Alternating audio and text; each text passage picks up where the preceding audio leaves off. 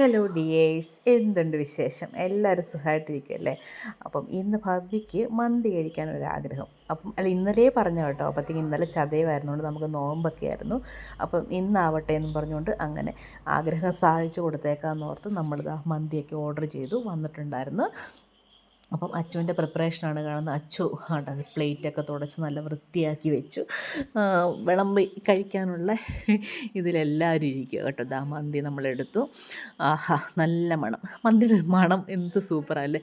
എങ്കിലും ഞങ്ങൾ പറയാമായിരുന്നു, നമ്മുടെ സൗദിയിൽ കഴിച്ച മന്തിയുടെയോ അല്ലെങ്കിൽ കബ്സയുടെയോ ഒന്നും ടേസ്റ്റ് കിട്ടില്ല. എങ്കിലും നമുക്കിവിടെ ഉള്ളത് കൊണ്ട് നമുക്ക് അഡ്ജസ്റ്റ് ചെയ്യാനല്ലേ പറ്റത്തുള്ളൂ. അപ്പോൾ ഉള്ളത് സന്തോഷപൂർവ്വം കഴിച്ചങ്ങ് ആസ്വദിക്കുക.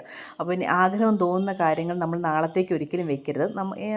അന്ന് തന്നെ നടത്താൻ പറ്റുന്ന ഒരാഗ്രഹങ്ങൾ നമ്മൾ നടത്തി അങ്ങ് എടുത്തേക്കുക. കാരണം നമുക്ക് നാളത്തെ കാര്യങ്ങൾ എന്താണെന്നോ എങ്ങനെയാണെന്നോ ഒന്നും നമുക്ക് പറയാൻ പറ്റത്തില്ല. എല്ലാം ദൈവത്തിൻ്റെ കയ്യിലിരിക്കുന്ന കാര്യമാണ്. അങ്ങനെ ദാ നമ്മൾ റൈസെല്ലാം വിളമ്പി, പിന്നെ ചിക്കൻ എടുത്തപ്പോഴത്തേക്കാണ് ഒരൊറ്റ ചിക്കനായിട്ടായിരുന്നു കേട്ടോ. പക്ഷേ എനിക്ക് ഇങ്ങനെ അധികം മസാലയൊക്കെ ഇല്ലാത്തതാണെങ്കിൽ എനിക്ക് കുറച്ച് കരിഞ്ഞിരിക്കുന്ന ടൈപ്പിലെ ഇഷ്ടം. പക്ഷേ അത് നമ്മുടെ ഹെൽത്തിന് അഴുക്കാണ്. എങ്കിലും എനിക്ക് അങ്ങനത്തെ ചിക്കനാണ് കൂടുതൽ ഇഷ്ടം. പക്ഷേ ഇത് കരിയാത്ത ടൈപ്പിലെ ഒരു ടൈപ്പ് ചിക്കനായിരുന്നു കേട്ടോ. പിന്നെ ദാ പെപ്സി ബിജുവിനെ കൊണ്ട് ഞങ്ങൾ മേടിപ്പിച്ചതാണ്.